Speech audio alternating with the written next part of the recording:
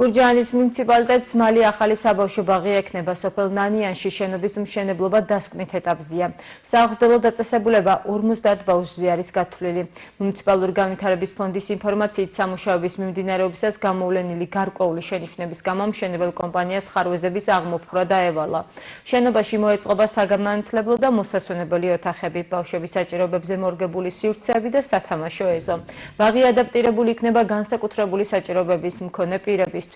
მიმდინარე სამუშაოებს მუნიციპალური განვითარების ფონდის აღმასრულებელი დირექტორი გიორგი შონია კახეთის მხარეში სახელმწიფო რწმუნებულთან პლატონ კალმახელიძესთან ერთად გაეცნო.